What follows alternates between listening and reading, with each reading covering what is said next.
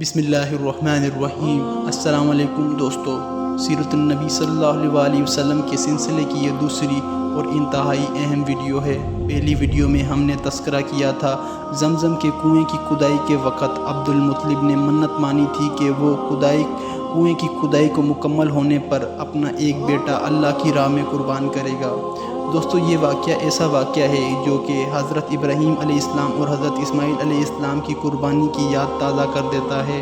آج کی اس ویڈیو میں حضرت عبد المطلب کی اس منت کے مکمل واقعہ ہم آپ کے لیے پیش کرنے جا رہے ہیں، اور سیرت النبی صلی اللہ علیہ وآلہ وسلم کے ایک اہم پہلو کا تذکرہ بھی آج کی اس ویڈیو میں ہوگا، اور یہ اہم پہلو ہے حضرت عبداللہ کی شان اور عظمت کے حوالے سے، یعنی نبی کریم صلی اللہ علیہ وآلہ وسلم کے والد گرامی کا تفصیلی تذکرہ پیش کیا جائے گا۔ دوستو، نبی کریم صلی اللہ علیہ وآلہ وسلم کے والد بزرگواری کی شان اور فضیلت کا علم ہر مسلمان کو ہونا چاہیے۔ دوستو، یاد رہے 100 اونٹوں کی قربانی حضرت عبد المطلب نے کی تھی، وہ بھی حضرت عبداللہ کی زندگی کے صدقے میں کی تھی۔ عبد المطلب کو یہ حکم اس وقت دیا گیا جب وہ اپنی منت بھول چکے تھے۔ پہلے خواب میں ان سے کہا گیا منت پوری کرو، انہوں نے ایک مینڈا ذبح کر کے غریبوں کو کھلا دیا۔ پھر خواب آئی اس سے بڑی پیش کرو، اس مرتبہ انہوں نے ایک بیل ذبح کر دیا۔ خواب میں پھر یہی کہا گیا اس سے بڑی پیش کرو، اب انہوں نے ایک اونٹ ذبح کر دیا۔ پھر خواب آئی اس سے بڑی پیش کرو، انہوں نے پوچھا اس سے بڑی کیا چیز ہے؟ تب کہا گیا اپنے بیٹے میں سے کسی ایک کو ذبح کرو جیسا کہ تم نے منت مانی تھی۔ اب انہیں اپنی منت یاد آئی، اپنے بیٹوں کو جمع کیا، ان سے منت کا ذکر کیا، سب کے سر جھک گئے، کون خود کو ذبح کرواتا؟ آخر عبداللہ بولا ابو جان آپ مجھے ذبح کریں۔ یہ سب سے چھوٹے تھے، سب سے خوبصورت تھے، سب سے زیادہ محبت بھی عبد المطلب کو انہی سے تھی، لہٰذا انہوں نے قرعہ اندازی کرنے کا ارادہ کیا۔ تمام بیٹوں کے نام لکھ کر قرعہ ڈالا، عبداللہ کا نام نکلا۔ اب انہوں نے چھری لی، عبداللہ کا بازو پکڑا اور انہیں ذبح کرنے کے لیے نیچے لٹا دیا۔ جوں ہی باپ نے بیٹے کو لٹایا، عباس سے ضبط نہ ہو سکا، فوری آگے بڑھے اور بھائی کو کھینچ لیا۔ اس وقت یہ خود بھی چھوٹے سے تھے۔ ادھر باپ نے عبداللہ کو کھینچا، اس کھینچا تانی میں عبداللہ کے چہرے پر خراش بھی آئی، اس خروش کا نشان مرتے دم تک باقی رہا۔ اس دوران بنو مجموع کے لوگ آگے آئے، انہوں نے کہا اس طرح بیٹے کو ذبح نہ کریں، اس کی ماں کی زندگی خراب ہو جائے گی، اپنے رب کو راضی کرنے کے لیے بیٹے کا فدیہ دے دیں۔ اب سوال یہ تھا کہ فدیہ کیا دیا جائے؟ اس کی ترکیب یہ بتائی گئی کہ کاغذ کے ایک کاغذ پر 10 اونٹ لکھے جائیں اور دوسرے پر عبداللہ کا نام لکھا جائے۔ اگر 10 اونٹ والی پرچی نکلے تو 10 اونٹ قربان کر دیے جائیں، اگر عبداللہ والی پرچی نکلے تو 10 اونٹ کا اضافہ کر دیا جائے، پھر 20 اونٹ والی پرچی اور عبداللہ کے نام والی پرچی ڈالی جائے۔ اب اگر 20 اونٹ والی پرچی نکلے تو 20 اونٹ قربان کر دیے جائیں، ورنہ 10 اونٹ اور بڑھا دیے جائیں، اسی طرح 10-10 کر کے اونٹ بڑھتے جائے۔ عبد المطلب نے ایسا ہی کیا، 10-10 اونٹ بڑھاتے چلے گئے، ہر بار عبداللہ کا نام نکلتا چلا گیا، یہاں تک کہ اونٹوں کی تعداد 100 تک پہنچ گئی۔ تب کہیں جا کر اونٹوں والی پرچی نکلی، اسی طرح ایک جان کے بدلے 100 اونٹ قربان کیے گئے۔ عبد المطلب کو اب پورا اطمینان ہو گیا کہ اللہ تعالیٰ نے عبداللہ کی بدلے 100 اونٹوں کی قربانی منظور کر لی ہے۔ انہوں نے کعبہ کے پاس 100 اونٹ قربان کیے اور کسی کو کھانے سے نہ روکا، سب انسان، جانور اور پرندوں نے بھی کھایا۔ امام ظاہری کہتے ہیں کہ عبد المطلب پہلے آدمی ہیں جنہوں نے آدمی کی جان کی قیمت 100 اونٹ دینے کا طریقہ شروع کیا۔ اس سے پہلے 10 اونٹ دیے جاتے تھے، اس کے بعد یہ طریقہ سارے عرب میں جاری ہو گیا، گویا قانون بن گیا کہ آدمی کا فدیہ 100 اونٹ ہے۔ نبی کریم صلی اللہ علیہ وآلہ وسلم کے سامنے جب یہ ذکر آیا تو آپ صلی اللہ علیہ وآلہ وسلم نے اس فدیے کی تصدیق فرمائی، یعنی فرمایا کہ یہ درست ہے، اور اس بنیاد پر نبی کریم صلی اللہ علیہ وآلہ وسلم نے فرمایا میں 2 ذبائحوں یعنی حضرت اسماعیل علیہ السلام اور حضرت عبداللہ کی اولاد ہوں۔ حضرت عبداللہ قریش میں سب سے زیادہ حسین تھے، ان کا چہرہ روشن ستارے کے مانند تھا۔ قریش کی بہت سی لڑکیاں ان سے شادی کرنا چاہتی تھیں، مگر حضرت عبداللہ کی کی حضرت آمینہ سے شادی ہوئی۔ حضرت آمینہ وہاب بن عبد المناف بن زہرہ کی بیٹی تھی۔ شادی کے بعد حضرت عبداللہ کی عمر 18 سال تھی۔ یہ شادی کے لیے اپنے والد کے ساتھ جا رہے تھے۔ راستے میں ایک عورت کعبہ کے پاس بیٹھی نظر آئی۔ یہ عورت وقا بن نوفل کی بہن تھی۔ وقا بن نوفل قریش کے ایک بڑے عالم تھے۔ وقا بن نوفل سے ان کی بہن نے سنا رکھا تھا کہ وقت کے آخری نبی کا ظہور ہونے والا ہے، اور ان نشانیوں میں سے ایک نشانی یہ ہوگی کہ ان کے والد کا چہرے میں نبوت کا نور چمکتا ہوگا۔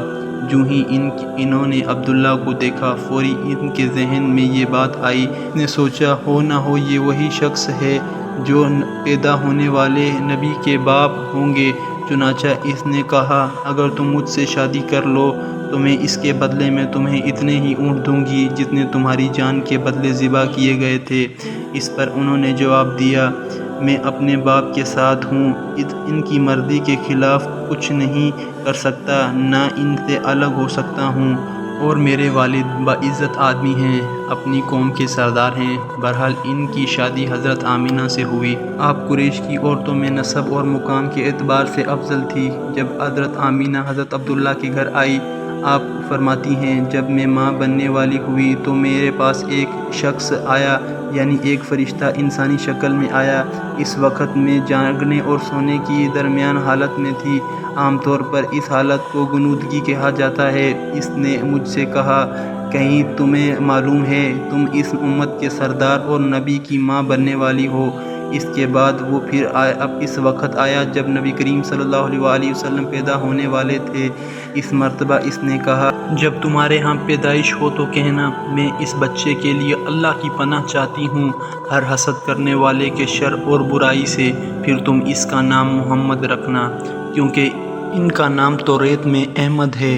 زمین اور آسمان والے ان کی تعریف کرتے ہیں، جبکہ قرآن میں ان کا نام محمد ہے، اور قرآن ان کی کتاب ہے۔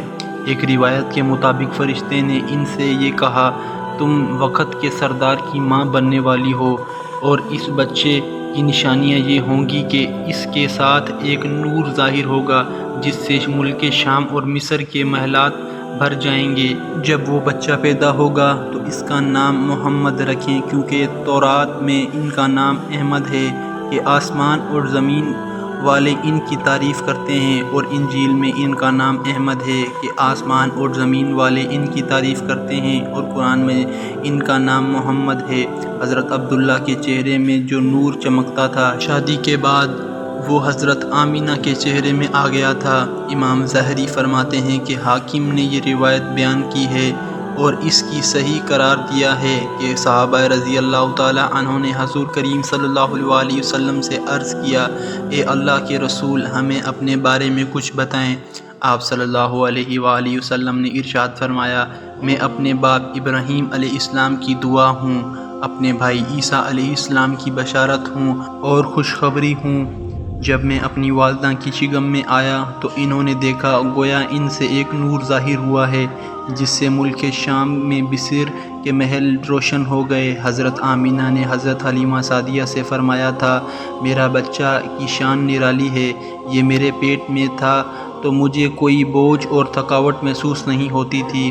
حضرت عیسیٰ علیہ السلام وہ آخری پیغمبر ہیں جنہوں نے آپ صلی اللہ علیہ وآلہ وسلم کی خوشخبری سنائی ہے۔ اس بشارت کا ذکر قرآن میں بھی ہے۔ سورۃ صفت میں اللہ تعالیٰ فرماتے ہیں، اور اس طرح وہ وقت بھی قابل ذکر ہے جبکہ عیسیٰ ابن مریم علیہ السلام نے فرمایا کہ اے بنی اسرائیل، میں تمہارے پاس اللہ کا بھیجا ہوا آیا ہوں کہ مجھ سے پہلے جو توریت آ چکی ہے میں اس کی تصدیق کرنے والا ہوں، اور میرے بعد جو ایک رسول آنے والا ہے اس کا نام مبارک احمد ہوگا، میں اس کی بشارت دینے والا ہوں۔ اب چنانچہ حضرت عیسیٰ علیہ السلام یہ بشارت سنا چکے تھے، اس لیے ہر دور کے لوگوں کو آپ صلی اللہ علیہ وآلہ وسلم کی آمد کی بے چینی سے انتظار کر رہے تھے۔ ادھر آپ صلی اللہ علیہ وآلہ وسلم کی پیدائش سے پہلے ہی حضرت عبداللہ انتقال کر گئے۔ سابقہ کتاب میں آپ کی نبوت کی ایک علامت یہ بھی بتائی گئی ہے کہ آپ کے والد کا انتقال آپ کی ولادت سے پہلے ہوگا۔ حضرت عبداللہ ایک تجارتی قافلے کے ساتھ تجارت کے لیے گئے تھے، اس دوران بیمار ہو گئے اور کمزور ہو کر واپس لوٹے۔ قافلہ مدینہ منورہ سے گزرا تو حضرت عبداللہ اپنے ننیال یعنی بنو نجار کے ہاں ٹھہرے۔ ان کی والدہ بنو نجار سے تھیں، 1 ماہ تک بیمار رہے اور انتقال کر گئے۔ انہیں یہیں دفن کر دیا گیا۔ تجارتی قافلہ جب حضرت عبداللہ کے بغیر مکہ مکرمہ پہنچا اور عبدالمطلب کو پتہ چلا کہ ان کا بیٹا عبداللہ بیمار ہو گیا ہے اور مدینہ منورہ میں اپنے ننیال میں ہے، تو انہیں لانے کے لیے عبدالمطلب نے اپنے بیٹے زبیر کو بھیجا۔ جب وہ وہاں پہنچے تو عبداللہ کا انتقال ہو چکا تھا۔ مطلب یہ کہ آپ صلی اللہ علیہ وسلم اس دنیا میں اپنے والد کی وفات کے 6 ماہ بعد تشریف لائے۔ سو فرینڈز، ویڈیو اچھی لگی ہو تو لائک کریں، کومنٹ کریں، سبسکرائب کریں۔ ملتے ہیں نیکسٹ ویڈیو میں، تب تک کے لیے اللہ حافظ۔